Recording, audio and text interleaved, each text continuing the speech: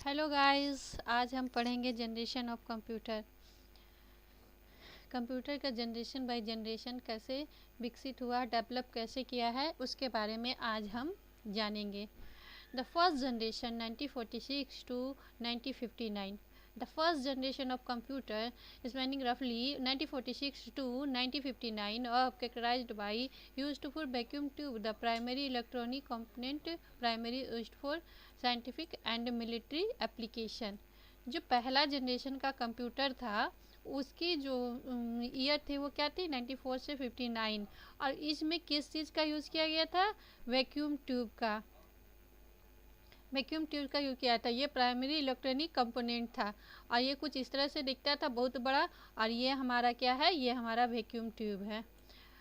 अब इसके बारे में, इस जनरेशन के कंप्यूटर के बारे में उसके कुछ फीचर्स जानते हैं। वैक्यूम ट्यूब क्या होता है? The core of component of both of circuit and memory leading the large size and high power consumption. जो वैक्यूम ट्यूब था उसका साइज भी काफ़ी बड़ा था और बहुत ज़्यादा हाई पावर बिजली कंजप्शन, बहुत ज़्यादा बिजली की खपत करता था। मशीन लैंग्वेज इसका कैसा था? The programming language use to require direct manipulation of binary code. इसमें हम लोग डायरेक्ट बाइनरी कोड करते थे। अब input output use to punch card and paper tape primary input and output मतलब इनपुट आउटपुट के लिए हम लोग को क्या करना पड़ता था? एक पंच कार्ड का यूज़ करना पड़ता था इनपुट दिखाने के लिए, आउटपुट दिखाने के लिए। कुछ इस तरह से हम लोग का फर्स्ट जनरेशन का कंप्यूटर दिखता था। और उसके कुछ फर्स्ट जनरेशन के कंप्यूटर का नाम है एनिक, एडिवैक और यूनिवैक। यहाँ पर ये फर्स्ट जनरेशन के कंप्यूटर का नाम था। अब आते हैं सेकेंड जनरेशन में। सेकेंड जनरेशन की जो ईयर था 1959 से 1965। The second generation of computer spanning रफली to 1959 was characterized by the use of transistor. अब किस चीज़ का यूज होने लगा था? वैक्यूम ट्यूब का जगह कौन ले लिया था? ट्रांजिस्टर ले लिया था।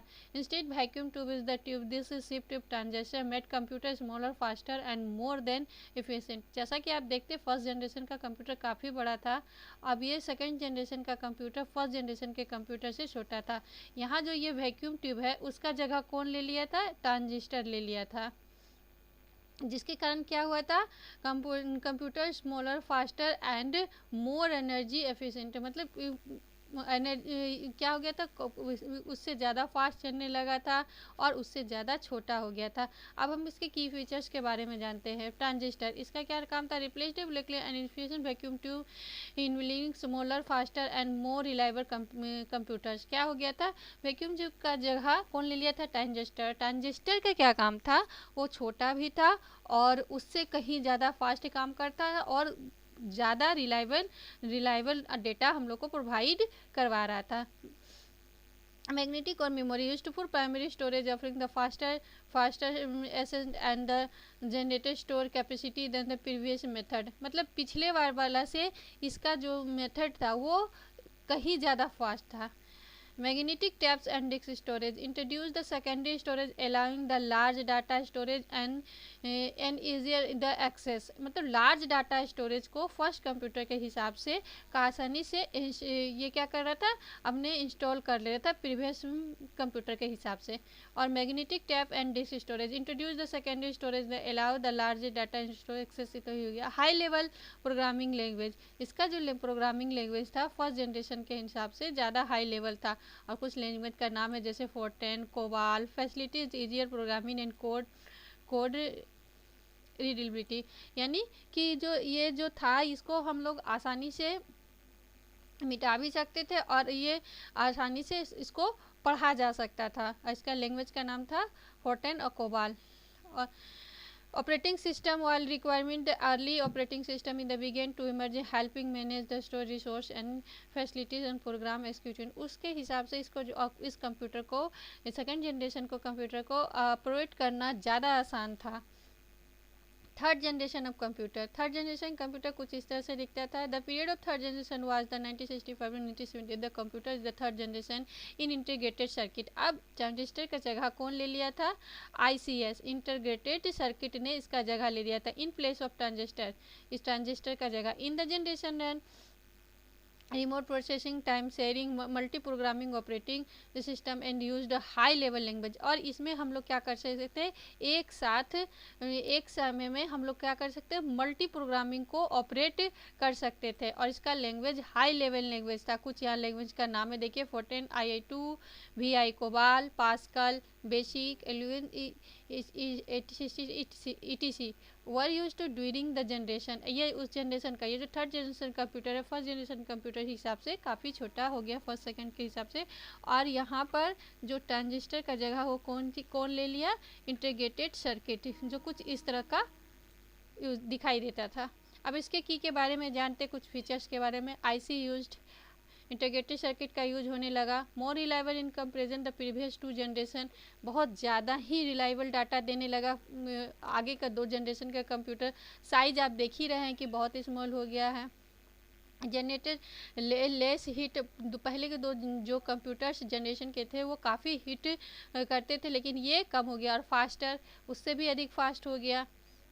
लेजर मेंटेनेंस में भी इसका कम खर्चा आने लगा, जगह भी कम होने लगा और बिजली की खपत भी कम लगा। हाँ, ये थोड़ा कॉस्टली था। AC रिक्वायर्ड, ठंडा रखने के लिए AC इसका रिक्वायर्ड था। कंजम्पशन लेडर इलेक्ट्रिसिटी, उनके 2 कम जनरेशन के हिसाब से जो इसका इलेक्ट्रिसिटी का यूज़ था वो कम होने लगा। सपोर्टेड हाई लेवल लैंग्वेज, ये हाई लेवल लैंग्वेज को सपोर्ट करने सम कंप्यूटर द जनरेशन। और इस थर्ड जनरेशन के कुछ कंप्यूटर के उदाहरण यहाँ पे IBM 360, Honeywell 600 series, DPT personal data processing, ये थर्ड जनरेशन के कंप्यूटर के ये हैं। IBM 370, 160 and TDC।